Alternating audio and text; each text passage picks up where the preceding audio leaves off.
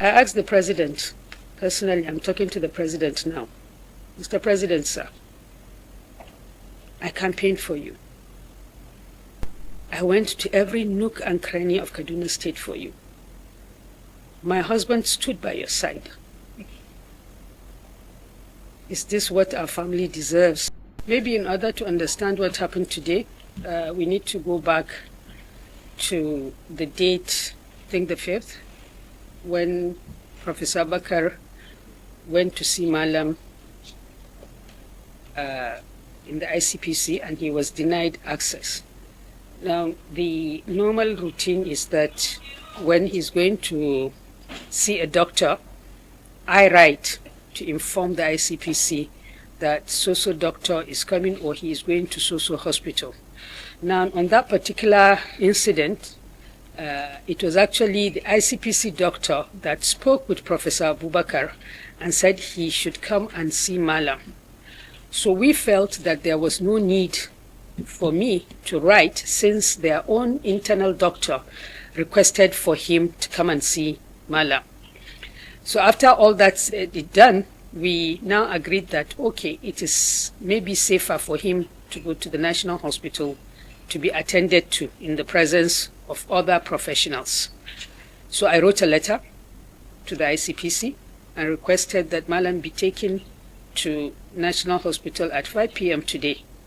However, they did not respond to me. Instead, they wrote a letter to National Hospital saying they will bring him at 10 a.m. He wasn't even aware. So I had to send my sister here when she was taking food to him to tell him that they are taking him to National Hospital tomorrow at 10. I went to National Hospital, did all the preliminaries. They brought him. In the presence of the CMD and the deputy CMD, Professor explained that there is need for him to carry out some tests and to put him under observation because his blood pressure was high, his sugar level was high, so he needed him hospitalized for 2 to 3 days maximum. The CMD concurred and said we should inform them. So I called one of the senior person that came with him and I said, this is what the doctors are saying. He said he doesn't have the authority. So I said, no, I'm not asking you to authorize. I'm informing you so that you inform whoever needs to be informed, and then they let us know what needs to be done. He came back, they said Malam should be taken back to ICPC and that the hospital should write so that 5 o'clock that he was supposed to go early, they will now bring him back for the admission, but that the hospital need to write.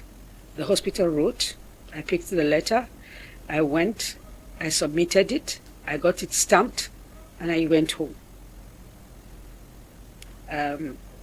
While I was at home, my son went to see his dad, and he was denied access. I wasn't there, I don't know what happened, but I got a call that there's a problem. So I said, I'll go. Meanwhile, I've called Mr. Henry, who is our liaison person, to ask him, is there a problem why Malam's son is denied access to his father? He said, no, there was a mix-up. I should please tell him to be patient, that they will let him in. So I related this to my son, and then subsequently, he was there by 2 p.m. We didn't leave that place until 6. We were denied. So when I came, I called Henry. He kept pretending that he couldn't hear me. When finally I got to speak to him, I said, look, I'm here to either see you or the director of operations, because I've already spoken to the director of operations previously, and I even told him that I was coming to see him because these rules keep changing. Today is one thing, tomorrow is another thing. I have written a formal letter to the chairman ICPC out of courtesy, asking him to please give us the rules and regulations regarding how we access Malam, or what we are supposed to do, what we're not supposed to do. I explained to him that we are law abiding. If they say this is how it's supposed to be, we would do it. But we need to have we need to have something in writing, because today they will say this is the rule and tomorrow it will be changed. He never responded to me, not even to acknowledge my letter. So today, after the incident, I went back and I asked to see either the director of operations or Mr. Henry. I was kept there. And then along the way, Prof called me and said, they have brought a warrant for my arrest. I said, for what? He said he doesn't know. So I said, okay, I'm here. I'm already in ICPC. I will be your lawyer for now. When they brought him in, I requested to see the warrant. They had a warrant that says that he has violated ICPC Act. No section of the ICPC Act was quoted or anything. I said, okay. I wanted to copy it. They snatched it. They said, no, I can't take it. I said, look, I'm his lawyer. They said, no. So I said, okay, I need to go with him if he's going to be interviewed. They said I should please be patient, that they will take him in first and then they will come back for me. I sat there until 6. They said that they don't need me, that I don't need to go in. Before he left, I told him that he should insist on not making any statement without his lawyer present, which is his constitutional right. His wife came, his lawyer came, his own personal lawyer came. They denied him access. They said he can't see him. His wife and son were there. They refused to let them go in. They told the wife to go in, but they refused to let her see him. They took her so that it looks as if they have allowed her access, but they did not. They subsequently said that he will not have access to anybody for 24 hours. Now that is, his brother called me to inform me about that. I don't know what law says that. They said they should go and bring blanket, his medications, and food for him. The question I want to ask is, who takes the food to him? Because the normal thing is at least one family member will take the food to the person that is under detention. So we don't know what has happened so far. So this is basically what happened today. And I honestly don't know. Well, I don't want to speculate, but I'm a human being. I have seen reports, I have seen social media postings about Malam being poisoned, Malam being killed, Malam this and that. Now, when you deny somebody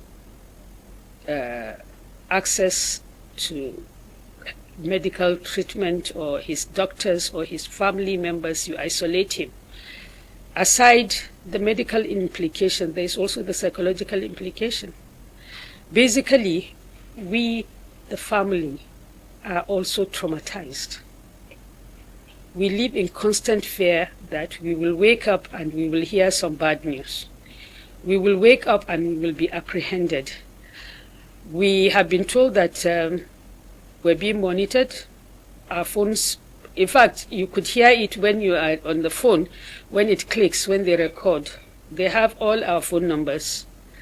They follow me, they follow her, and I don't know why they are doing that, because basically if you record my conversations, you cannot legally use it because there's no court order.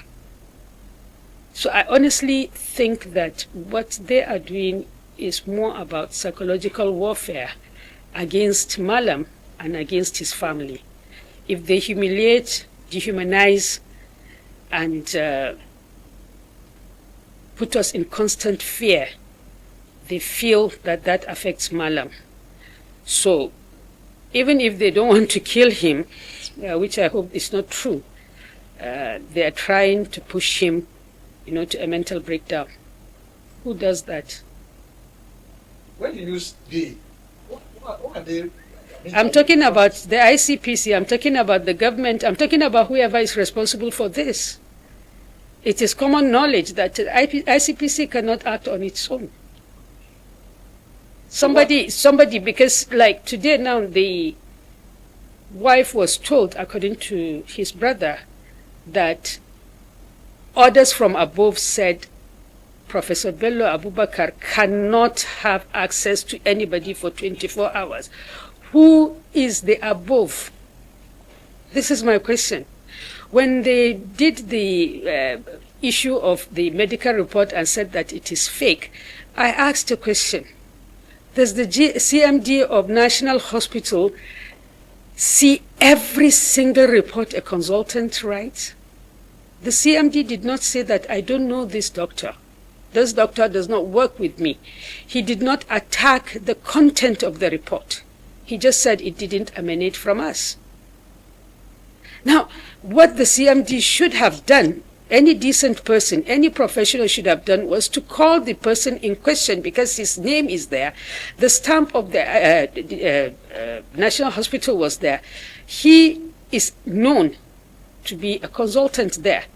Prof, this came to me. Did you write it? Under what circumstances did you write it? What is the evidence? He has every right to ask those questions, but he did not. Okay. Until this came out and Prof went to him, we didn't even know that he didn't even call Prof to ask him anything about this. So I asked that question.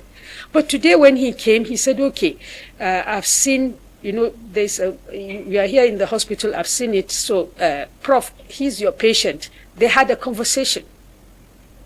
Not just in my presence, in presence of another doctor and the deputy CMD. I don't know what you mean by does he have access, because access has just been denied now. Yeah, they usually would take him to the eye clinic, but they've also taken him once to a hospital. But after that, no. So with development now, as the wife, family, what's your message to Iranians? Not only Nigerians, not only Nigerian government, to the world. What's your message? What are you telling the world? What's your concern and your demands? Justice. We don't shy away from defending ourselves, but we want a fair trial. We want an opportunity to be heard. Malam cannot prepare for his defense when he's locked up and his lawyers are given certain conditions to see him. When the lawyers come, they'll tell you that, oh, only one lawyer can see him at a time. Oh, the lawyer cannot stay for this. Oh, there's always one excuse or the other. How would he defend himself if he is incarcerated? These offenses that they are alleging against him are all bailable offenses. The Constitution guarantees that. But the bail conditions have become so onerous that everyone knows that it is impossible in the Nigeria of today for him to be able to fulfill that stance. So, I ask people, one, to demand that Malam be treated fairly. He should be given bail. He should be released on terms that are doable. He should be allowed access to his doctors. I asked the president, personally, I'm talking to the president now. Mr. President, sir, I campaigned for you. I went to every nook and cranny of Kaduna State for you. My husband stood by your side. Is this what our family deserves?